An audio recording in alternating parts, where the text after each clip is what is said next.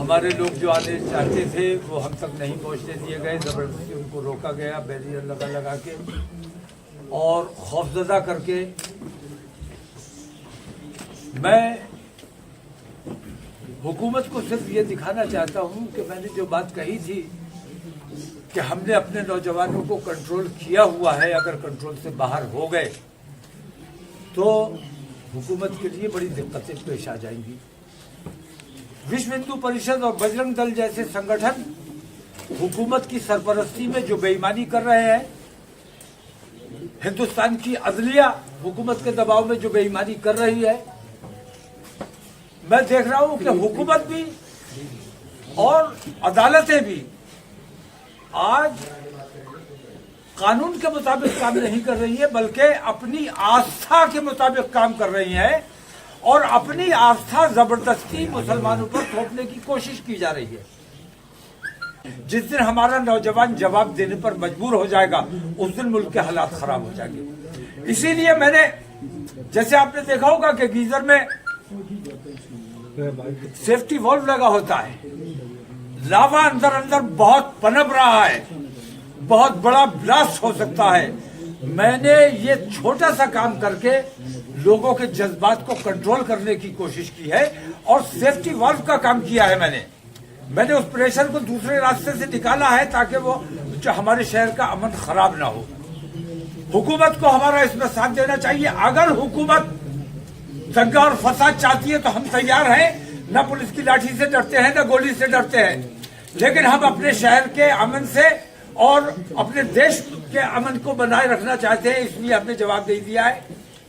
मेरी मांग ये है कि मुफ्ती सलमान अजहरी को फौरन रिहा किया जाए और ये जो बुलडोजर की कार्रवाई चल रही है, असल में मैं बुलडोजर की कार्रवाई की मुखालफत इसलिए कर रहा हूं कि ये कोर्ट का काम पुलिस ने अपने हाथ में लिया हुआ है। जब अदालतें मौजूद है, किसी ने अपराध किया है, उसको गिरफ्तार कीजिए, अदालत के सामने पेश कीजिए, अदालत उसे सजा दे या जो भी करे। लेकिन पुलिस जो बुलडोजर चला रही है, हुकूमत जो बुलडोजर चला रही है, इस बुलडोजर के खिलाफ सुप्रीम कोर्ट को सख्त संज्ञान लेना चाहिए। लेकिन मैं ये देख रहा हूं कि कहीं ना कहीं सुप्रीम कोर्ट जैसी संस्था सरकार के दबाव में काम कर रही है और ये हमारे देश के लिए बेहद घातक सिद्ध होगा। अगर देश में अमन चाहिए और भाईचारा चाहिए, जो हुकूमत की भी जिम्मेदारी है और हमारे सुप्रीम कोर्ट की भी जिम्मेदारी है, तमाम अदलिया की जिम्मेदारी है, अगर ये अमन व अमान बनाए रखना है तो बुलडोजर की कार्रवाई बंद होनी चाहिए और पुलिस को जो ज्यादा इख्तियारात दिए हुए हैं, उन इख्तियारात में कटौती की जानी चाहिए। जो बेईमानी की गई है, उन बेईमानियों को वापस किया जाना चाहिए। हल्द्वानी में जो रिएक्शन दिया गया है, उसके नतीजे आपने देख लिए। अगर जबरदस्ती वहां बुलडोजर ना चलाए, धामी उसका जिम्मेदार है, धामी के खिलाफ FIR होनी चाहिए, उसे गिरफ्तार किया जाना चाहिए और जिन लोगों की वहां संपत्ति नष्ट हुई है, उन लोगों की संपत्ति, धामी की जायदाद जब्त करके उससे उसकी भरपाई की जानी चाहिए। पुलिस सीधे ही गोली मारेगी, पुलिस पैर पे गोली नहीं मारेगी। पैर पे गोली मारी जाती है बचाने के लिए, सीने पे गोली मारी जाती है, माथे पे गोली मारी जाती है मार डालने के लिए। और पुलिस, हुकूमत, हिंदूवादी संगठन, अदलिया, ये सारे के सारे आज हिंदुत्व की लाइन पर काम कर रहे हैं और मुसलमानों को हिंदुस्तान से खत्म कर देना चाहते हैं।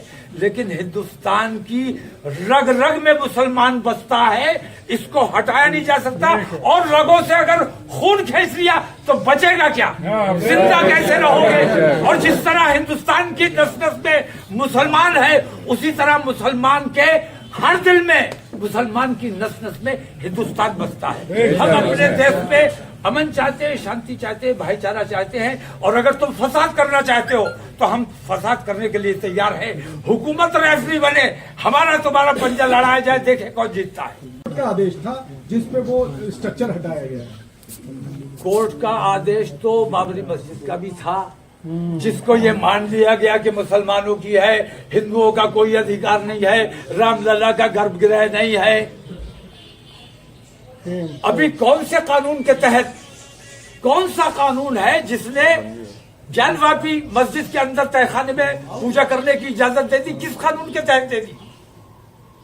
कानून यह है कि 1947 के बाद जहां मंदिर है वहां मंदिर रहेगा, जहां मस्जिद है वहां मस्जिद रहेगी।